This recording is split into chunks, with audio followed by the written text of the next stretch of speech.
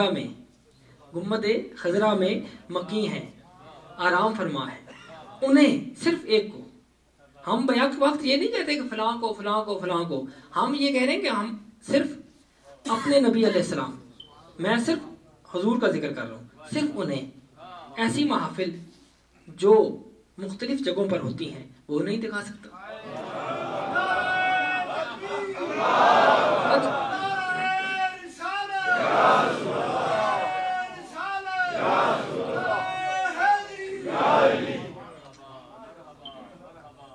तो इससे इस्तदलाल ये किया जा सकता है, इससे इस्तदलाल ये किया जा सकता है कि जिस तरह सेटेलाइट का मौजूद प्रोग्राम लाइव दिखा सकता है, तो इस कायनात का खालिक भी अगर कोई मंजर अपने महबूब को दिखाना चाहे तो दिखा सकता है।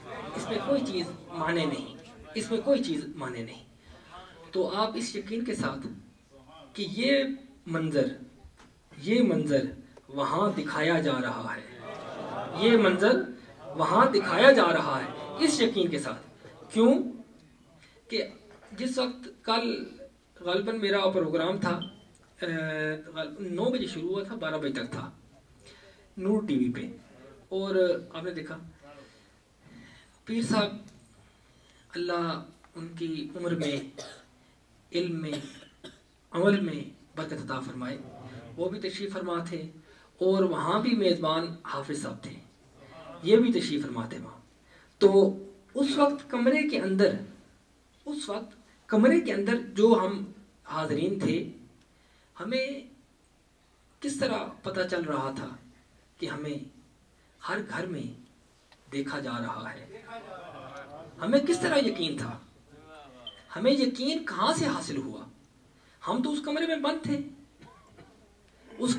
बंद थे, लेकिन ये यकीन था कि हमें लाखों आंखें देख रही हैं। हालांकि बज़ाहिर वो आंखें देख नहीं रही थी, वो आंखें बज़ाहिर सामने नहीं थी, लेकिन हमें यकीन था उन लाखों आंखों का जो हमें देख रही थी। तो अब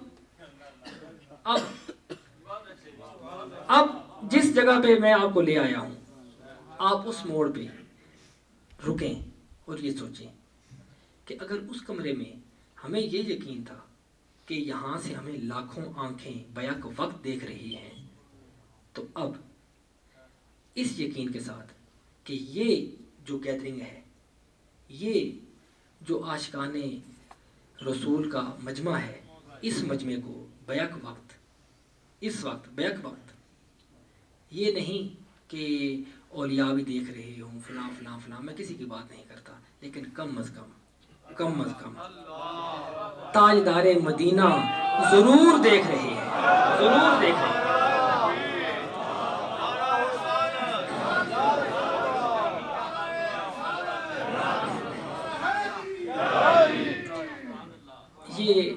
ये आज टेक्नोलॉजी का दौर है, इसमें ये चीज़ें आसान हो गई हैं समझने के लिए, इसलिए हमें मुश्किल बहसों में पढ़ने की ज़रूरत नहीं है, हमें मुश्किल मसाइल में जाने की ज़रूरत नहीं है। जो भाई इस बात पे मुतरिज़ होते हैं कि नहीं ये इस तरह बात नहीं है, उसे इस एंगल से भी समझाया जा सकता है, जो मुतरिज़ होते हैं।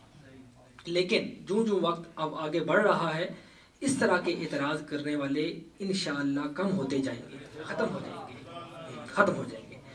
तो मैंने पहली मर्तबा जुलूस में जिसमें शिरकत की, उसमें भी मेरे रुफ़क़ा में हाफिज़ साहब थे।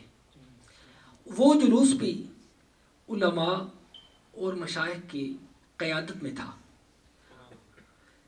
मशाइख और उलमा की क़यादत में वो जुलूस जिस वक्त अपनी जगह से चला, तो मैं बड़ा महज़ूज़ हुआ।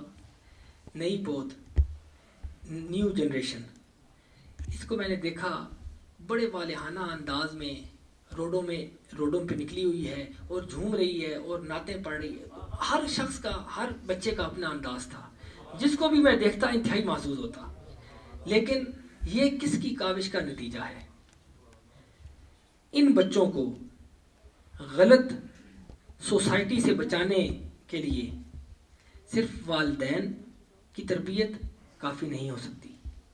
क्यों कि वालिदैन की तरबियत घर में है, لیکن جس وقت وہ گھر سے باہر نکلیں تو اس وقت انہیں کس مربی کی ضرورت ہے؟ کس مربی کی؟ وہ یا تو علماء یا مشائخ، کہ جو گھر سے باہر نگرانی کریں. گھر کے اندر رہ کر نگرانی یہ والدین کی ذمہ داری ہے، لیکن گھر سے باہر نکل کر ذمہ داری جو ہے یہ علماء کی ہے، علماء کی. اور علماء سے بھی مراد وہ نہیں جو دین فروش قسم کے ملا ہیں، ایسے بھی ہیں علماء، ایسے بھی ہیں. علماء سو کنہیں کہا جاتا ہے؟ علماء حق کی. اور مشائخ بھی وہ جو دینی تعلیم سے آراستہ ہیں، ان کی ذمہ داری ہے ان بچوں کی نگرانی کرنا، انہیں صحیح جہت پر چلانا. تو یہ میں نے دیکھا کہ اس جلوس میں ایک بڑا والہانہ پن تھا، والہانہ انداز تھا، اور اس جلوس کی قیادت بھی علماء کر رہے تھے، مشائخ کر رہے تھے. تو یہ میں حافظ صاحب جس وقت انہوں نے مجھے کہا کہ اس جلوس میں جانا ہے تو میں نے کہا ٹھیک ہے، آپ چلیں گے میرے ساتھ؟ انہوں نے کہا جی بالکل میں چلوں گا. میں نے کہا ٹھیک ہے، پھر ہم آپ کی میت میں چلیں گے. چاہے وہ جلوس ہو، کوئی ایسا جلوس جس کی قیادت علماء کے ہاتھ میں ہو، مشائخ کے ہاتھ میں ہو، آپ اس میں بے دریغ شامل ہوں. بے دریغ، کوئی ہچکچاہٹ محسوس کرنے کی ضرورت نہیں. قیادت اگر پڑھے لکھوں کے ہاتھ میں ہے تو وہ آپ کو کسی جہالت کے کنویں میں نہیں گرائیں گے. علماء کی قیادت میں، چاہے یہ قیادت جلوس کی شکل میں ہو، چاہے یہ قیادت کارواں کی شکل میں ہو جو عمرہ گروپ کے لیے جاتے ہیں، اگر اس عمرہ گروپ کا قائد کوئی پڑھا لکھا ہے، کوئی حافظ ہے، کوئی عالم با عمل ہے، جیسا کہ میرے حافظ صاحب یہ الحمدللہ عالم بھی ہیں اور با عمل بھی ہیں، اگر ان کی قیادت ہو تو میں اپنے دل کی بات کہتا ہوں کہ میں بھی یہ چاہوں گا کہ میں ان کی قیادت میں یہاں سے مدینہ شریف کا سفر کروں. اگر مجھے یہاں ویزے کا کوئی مسئلہ نہ ہو نا، یہاں سے مجھے ویزا مل جائے تو میں ان کی قیادت میں، یہ مجھے کہیں گے جناب کہ ہم آپ کے ساتھ چل رہے ہیں، لیکن در حقیقت میں ان کے ساتھ چل رہا ہوں. تو آپ اس بات کا ضرور اہتمام کیا کریں. یہ کچھ تمہیدی گفتگو تھی. دراصل نعت خانوں کا اپنا انداز ہے اس بارگاہ میں اپنی حاضری لگوانے کا، اور نعت خانوں سے ملتا جلتا میرا انداز بھی ہے، لیکن چونکہ مشرباً قادری ہوں، اور قادری میری روح میرے قلب اور ذہن میں بسا ہوا احمد رضا، میرے دل اور روح میں بسا ہوا احمد رضا. یہ صرف وہ احمد رضا نہیں جس کے نام پر مولوی چندہ لیتے ہیں، نہیں. یہ احمد رضا کون ہے؟ یہ احمد رضا اپنے عہد کا نامور عاشق رسول،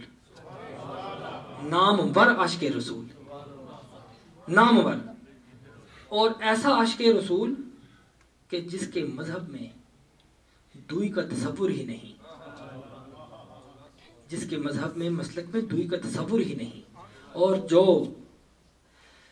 بے شک سامنے کوئی بھی ہو، مد مقابل کوئی بھی ہو، لیکن شائبہ گزرا نا کہ گستاخ رسول ہے، شائبہ گزرا، یہ تحقق نہ بھی ہو، شائبہ بھی گزرے کہ گستاخ رسول ہے، تو احمد رضا نیام سے تلوار کھینچ لیتا ہے. وہ احمد رضا.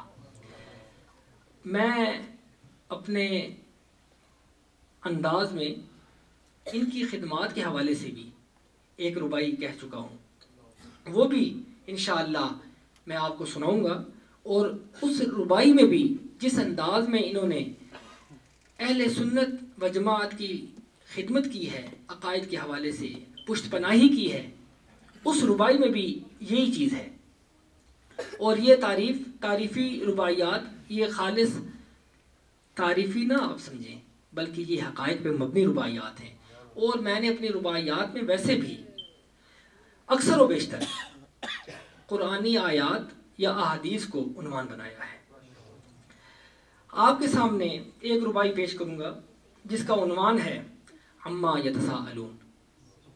عما یتساءلون، کفر و ظلمات کے اجالے نہ بنو، کفر و ظلمات کے اجالے نہ بنو، الہاد کی فوج کے جیالے نہ بنو، الہاد کی فوج کے جیالے نہ بنو، بے چون و چرا مانو نبی کی ہر بات، بے چون و چرا مانو نبی کی ہر بات، عما یتساءلون والے نہ بنو، عما یتساءلون والے نہ بنو۔